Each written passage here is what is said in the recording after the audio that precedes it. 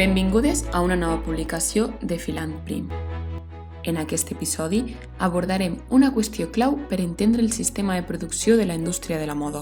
Són compatibles aquest model d'economia i el fast fashion? Per tractar d'entendre aquesta complexa qüestió, ens hem acostat al Centre Tecnològic de Catalunya. A Eurecat ens ha atès Francesc Mañoso, investigador de la unitat de teixits i encarregat de liderar les iniciatives de tèxtil sostenible. Primera pregunta. Semblances i diferències entre l'economia lineal i l'economia circular. Bé, en el sistema lineal el que tenim és l'extracció d'una sèrie de matèries primeres que es transformen en un producte que va a consum. Un cop el producte aquest li ha acabat la seva vida útil, el que fem és llançar-lo en un abocador.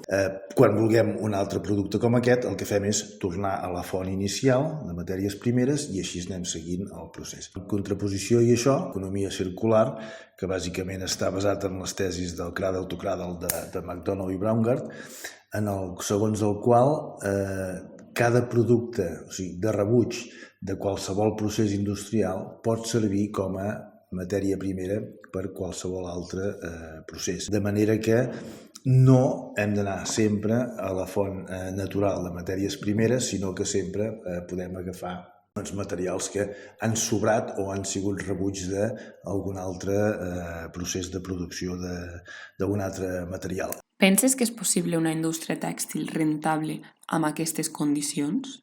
La indústria tèxtil, de fet, sempre ha sigut circular. De fet, encara ara hi ha moltes indústries que reaprofiten rebuig, per exemple, tot el tema dels fils reciclats, que s'obtenen a partir de trinxar draps. Això és una cosa que la indústria tèxtil ha fet sempre. Ara bé, la dificultat està quan la cadena de valor del procés tèxtil està disseminada per tot el món. Llavors, tota aquesta logística inversa que significaria aquest reaprofitament o aquest anar relocalitzant els materials allà on realment fossin útils és el que fa realment complex aquest procés de circularitat. Per tant, quins canvis són claus per adaptar els processos de producció de les indústries tèxtils? Bé, la indústria tèxtil el que necessita, i de fet és el que està fent, és reduir la despesa energètica per unitat de material produïda, reduir també el consum d'aigua. La indústria tèxtil és una indústria que tradicionalment consumeix molta aigua, especialment el sector de tintoreria i acabats, i a més, millorar l'eficiència en la producció. Tenint en compte els costos que les firmes de moda hauran d'assumir en aquest model, qualsevol país pot adaptar aquest sistema de producció circular? Evidentment, i contràriament a el que potser podem pensar, els països en desenvolupament, que són aquells en els quals la indústria tèxtil té més expectatives de creixement, són els que estan adoptant aquests processos més novedosos, impulsats per la demanda que tenen de les grans firmes de moda.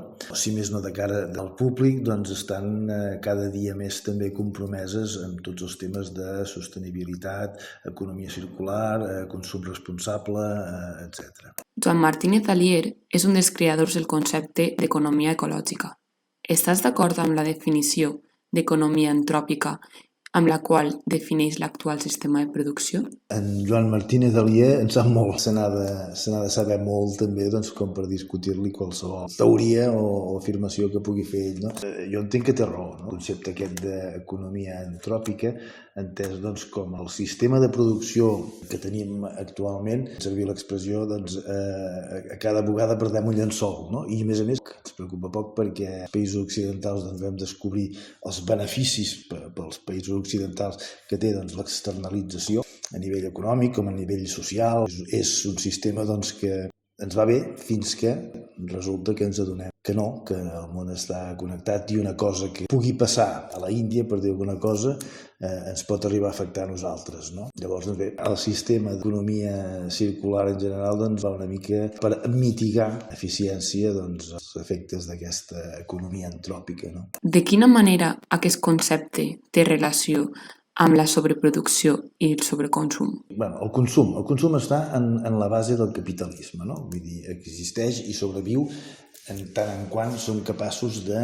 consumir i consumir-ne cada cop més, que això és el que porta creixement i benestar. Una altra cosa és si això resulta sostenible en el temps, cosa que s'està demostrant que no és. Ara que sabem que no és sostenible en el temps, vull dir, el que es tracta és d'organitzar-nos d'una altra manera. També de ja fa temps, aquest francès, el Serge Latouche, doncs disminuir el nostre consum. L'economia circular a vegades això se n'oblida una mica i no parla tant doncs, de produir de manera que puguem mantenir una tassa de consum adequada. I aquí diguem, hi ha diverses controvèrsies sobre si l'economia circular realment és sostenible o no és sostenible.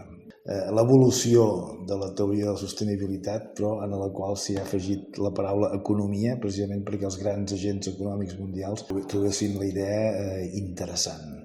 Com ja has dit, el model d'economia circular no és un fenomen recent, però actualment veiem que el concepte està de moda. Penses que ha sigut una estratègia de transformació degut a les pèrdues generades per la pandèmia de la Covid-19?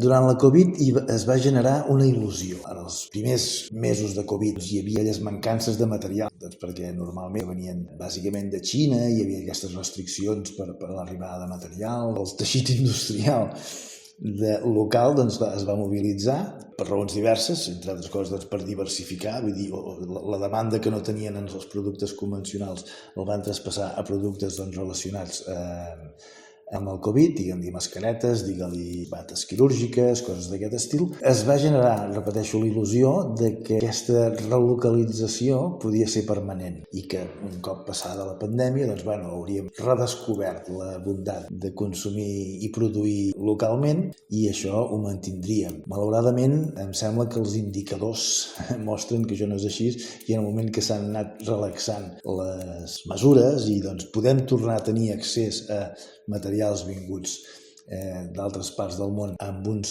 preus quals estàvem acostumats, molt més econòmics que produir localment, la cosa està tornant a on estava originalment. Per tant, com podem, com a ciutadans, contribuir a l'economia circular en la indústria tèxtil? Bé, quan ens diuen que els consumidors som els que manem en el mercat, doncs això ens ho hem de creure. Llavors, una manera d'exercir aquesta autoritat és, evidentment, intentar, en la mesura de lo possible, adquirir coneixement sobre els materials que consumim, sobre els productes que consumim, o saber distingir. Tota la identificació de totes aquestes coses, dels materials i tot això, es fa amb uns sistemes de certificació i amb unes etiquetes, intentar saber quines són les etiquetes bones, les certificacions reals i aquelles etiquetes que a vegades es posen una miqueta així perquè queden bé i que a vegades poden resultar una mica enganyoses. Això requereix un esforç, però vull dir, com a consumidors conscients és una cosa que ens toca fer.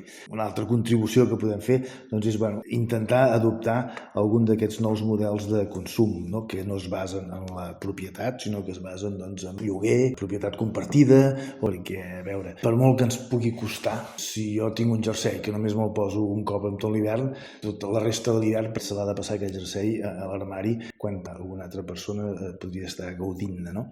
Llavors, aquests canvis d'actitud són els que més ens hi hem d'esforçar, segurament. Aquest és un podcast per a Filant Prim Cibermitjà, de la moda ràpida a la sostenible, locutat per Belén Cardona.